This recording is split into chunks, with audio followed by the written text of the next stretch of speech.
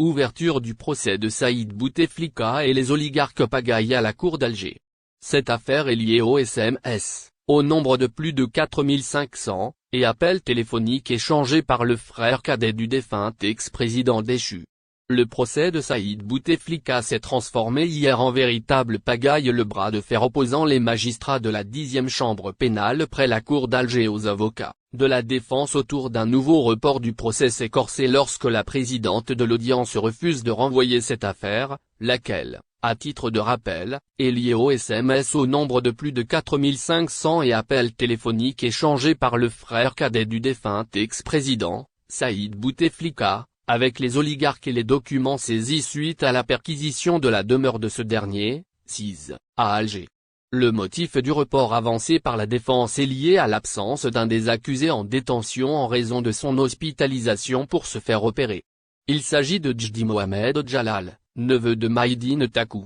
La colère des avocats est montée d'un cran lorsque la proposition de leur conseil de l'ordre de commencer le procès avec l'audition de 2 accusés seulement pour reprendre après le Ramadan, soit lundi prochain, a été rejetée par la Cour. Devant le refus catégorique de la Cour, les avocats ont décidé de se retirer de l'audience. Cependant, constatant que la présidente a entamé les audiences en leur absence, les avocats ont regagné la salle d'audience pour tenter d'empêcher les audiences. Devant une énorme cacophonie, la Cour s'est retirée encore une autre fois pour délibérer tout en laissant la porte ouverte aux propositions des avocats. Ces derniers quittent de nouveau la salle pour se concerter et prendre position. Entre-temps, Saïd Bouteflika depuis la prison de Sidi Cheikh a pris la parole pour déclarer à la présidente de l'audience qu'il est incapable de répondre aux questions de la Cour en raison de sa maladie. Et d'ajouter qu'il se retire à son tour. Sa défense s'étant retirée. La pagaille semée à la Cour n'a trouvé son épilogue que vers 14h30 où les 2 parties sont enfin parvenues à trouver un terrain d'entente. La solution trouvée est de débuter le procès hier jusqu'à 17h, de le poursuivre aujourd'hui jusqu'à midi avant de reprendre le lundi prochain. Ainsi prévu à 9h, le procès ne s'est ouvert que vers 14h30. Il est entamé par la bataille de vice de forme.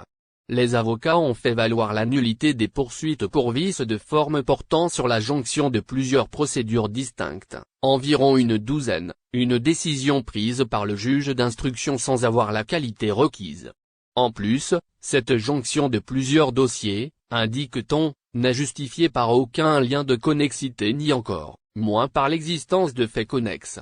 L'avocat de Rida Kouninef poursuivi pour blanchiment d'argent par le transfert des revenus issus de la corruption dans le cadre d'une bande du crime organisé, déplore que son mandant soit poursuivi sur la base d'un seul document délivré par la cellule de renseignement financier, suisse, en précisant que ces informations ne peuvent servir de base pour lancer des poursuites judiciaires.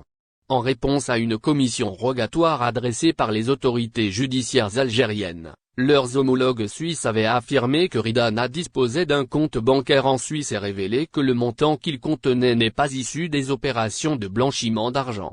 La défense a également fait valoir le dépassement des délais de prescription concernant le patron du groupe privé Ival, dont les poursuites lancées contre lui dans le cadre d'une affaire de montage de véhicules remontant à 2012. Pour rappel, lors du procès de première instance, le frère cadet et conseiller de l'ancien président déchu, Saïd Bouteflika, a carrément refusé de répondre aux questions du tribunal. Saïd Bouteflika a été condamné en première instance à 12 ans de prison ferme. Ses co-accusés, l'ancien chef du patronat algérien Ali Haddad et Ahmed Mazouz ont écopé de la même peine. L'ex-grand patron du secteur automobile, Maïdine Takou, a été condamné à 15 ans de prison ferme, assorti d'une amende de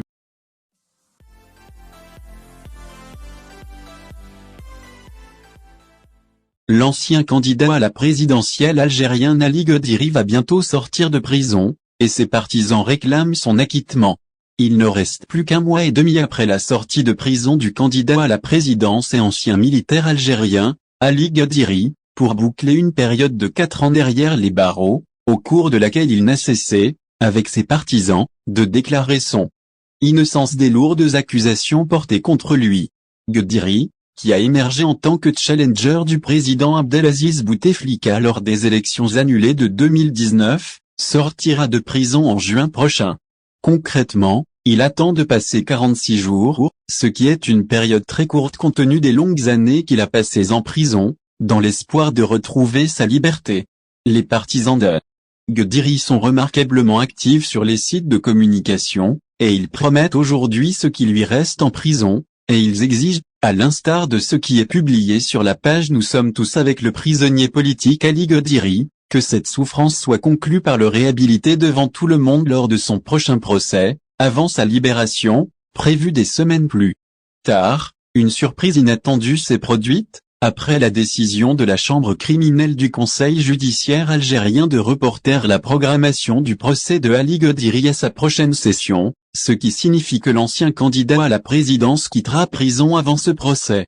Les sympathisants de Guderi ont accueilli cette nouvelle avec satisfaction, car elle a dissipé les craintes que son nouveau procès soit approprié pour intensifier la punition à son encontre, et ainsi retarder sa libération.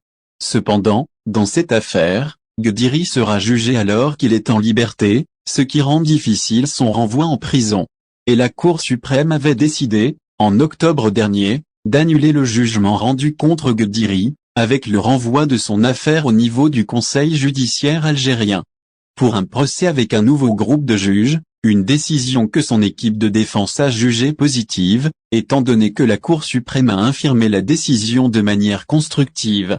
Sur l'appel des avocats, pas de l'accusation.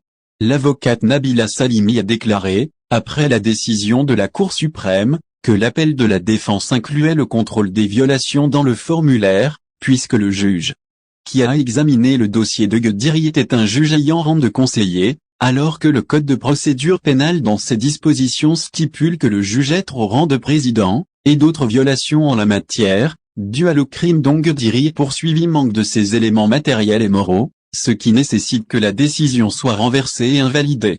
Le jugement que la Cour suprême a infirmé était celui rendu par la Cour d'appel du Conseil de la magistrature d'Alger, en janvier 2022, à 4 ans de prison pour Guderi, selon lequel le premier jugement rendu par le tribunal de première instance dans la capitale a été maintenu. L'ancien militaire est en prison depuis juin 2019, date à laquelle il a été incarcéré au plus fort des manifestations du mouvement populaire, pour avoir participé à la diffusion d'informations à des agents d'un pays étranger qui affectent l'économie nationale et avoir contribué en temps de paix à un projet visant à affaiblir le moral de l'armée afin de nuire à la défense nationale. Guderi, qui a occupé un poste sensible au ministère de la Défense jusqu'en 2018, n'était pas bien connu des Algériens, jusqu'à ce qu'il émerge à travers une série d'articles critiques qu'il a publiés dans le journal Al-Watan après sa retraite de l'armée, dans lesquels il a appelé à une rupture avec la politique du régime, ce qui est une étape. Il a ensuite ouvert la voie à l'annonce de sa candidature aux élections d'avril 2019, que le mouvement populaire a fait avorter. La candidature de Guderi, qui est titulaire d'un doctorat en sciences politiques, a suscité à l'époque une large polémique, après que ses agresseurs aient vu qu'il était soutenu par une aile au pouvoir pour affronter